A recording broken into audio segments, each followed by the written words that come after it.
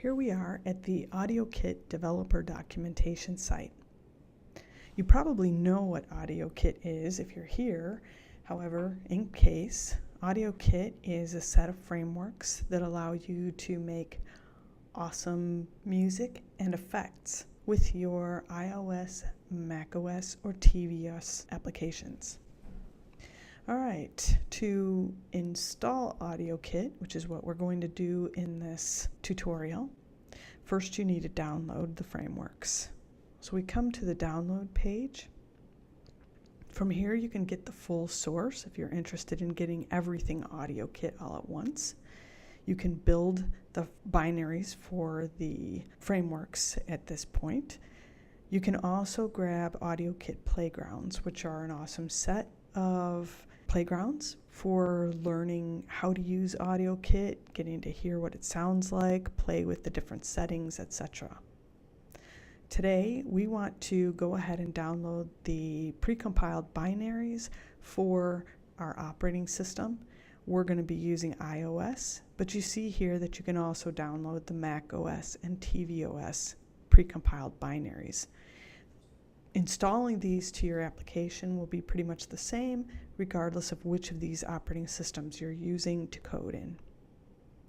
Alright, so we downloaded the iOS version. In your downloads folder, you'll then have a folder called AudioKit- and whatever you downloaded, iOS, macOS, or tvOS.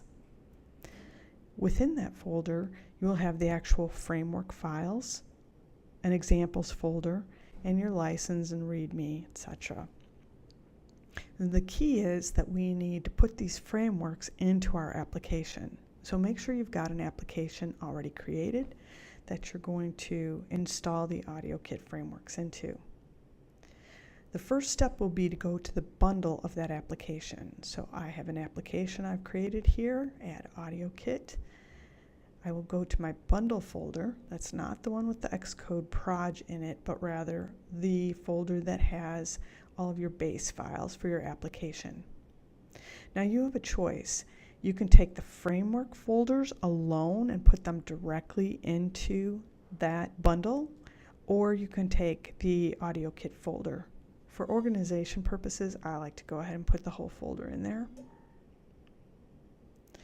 But again, you could take just these framework files and put them directly into your bundle.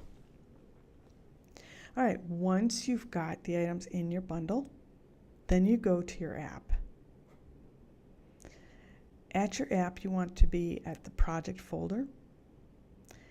From this drop down here on the upper left, you want to make sure that you select the target, not the project. So the target to which you want to add the framework files.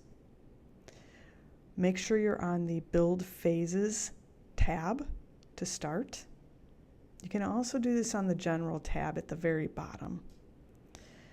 From the Build Phases tab or the General tab, you're looking for Link Binary with Libraries. So we're going to click the twisty and go ahead and open that up. Then you're going to go to your Bundles folder and grab just those framework folders. Simply select them in Finder, whether they're in a subfolder of the bundle or whether they're in the bundle itself. Select those two .framework folders and drag them into that link binary with libraries section. Let go, and they're there, and you also see that they've been added to the frameworks in Xcode automatically. Now, we want to check a couple of other things. Let's go to the Build Settings tab. From that Build Settings tab, we first want to make sure that the framework search path was added correctly. So if you click in the search bar and start typing framework search, you get the framework search paths. What you should see there is the path to those framework files from Finder. Or if you put the framework files directly into the bundle, there will be nothing in that search path, and that's completely fine. The big key thing is that if you're using the frameworks from somewhere outside of the bundle, you're going to have to put that information in manually. But since we used the files from within the bundle, Xcode knows the path via the folder, or it automatically searches the bundle path first, so it doesn't put any framework search path in if you put the files directly into the bundle folder. Again, I like it in this subfolder for organization purposes. And also note, you don't need these other files there. I'm just leaving them there for ease for this tutorial, but the only files you actually need are these .framework folders. Each one of those has various files that are needed for using that framework. All right, so now we go back to our project again, and we need to check something else. Again, we're still under build settings. This time, we're going to look for other linker flags. So there's a piece of information here. We're going to go back to the AudioKit webpage, scroll down until we see the AudioKit GitHub link. Click on that and we'll open AudioKit's GitHub. That's really nice. You can star AudioKit if you like it a lot. You can fork it if you plan to do any development on AudioKit itself. But we're going to look for some directions. We need to go to Frameworks here. And then we're just going to look at this README that goes with the frameworks. Here you have a set of instructions for using the compiled frameworks in your projects. Now we've already done the first few, selecting the target, adding the framework bundles, but here's our next step. We need to add this command to the other linker flag setting. We're just going to copy it from here. This command is because AudioKit uses C++ libraries. So in order for it to work correctly in your application, you need to tell Xcode to compile the standard C++ libraries along with your binary. So we go back to our project, and here at other linker flags, we can click, you can double click or click twice. Go ahead and copy that in, or if you're typing it, again, it's -L for library, STD for standard, C++, and just press enter once that is added. If you double click, you'll see a window and you can click the plus and go ahead and add it from there. And then just click off the window when you're done.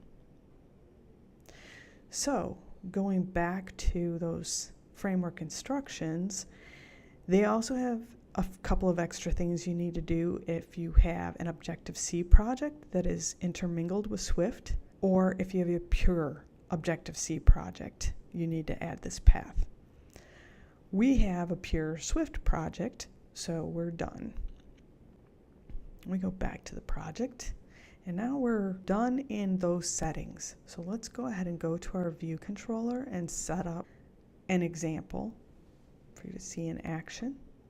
So now we can import the AudioKit header. Notice you can also import AudioKit UI here if you're going to use the UI elements. And again, you can see those in action in the playgrounds.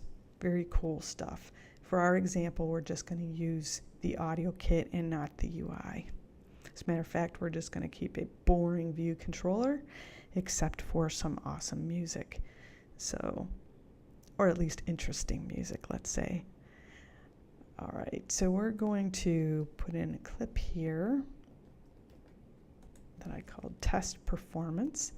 This clip is modified from one of the playgrounds, and basically it's just going to play some tubular bells in a random fashion on a weird scale and some octaves. You'll see the word accident printed if this criteria is not met. And let's go ahead and call this function.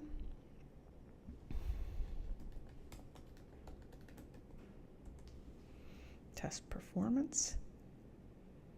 All right, now let's go ahead and build. See what happens. Those libraries are being linked in. The application's being installed. We have, again, a boring interface as we didn't add anything.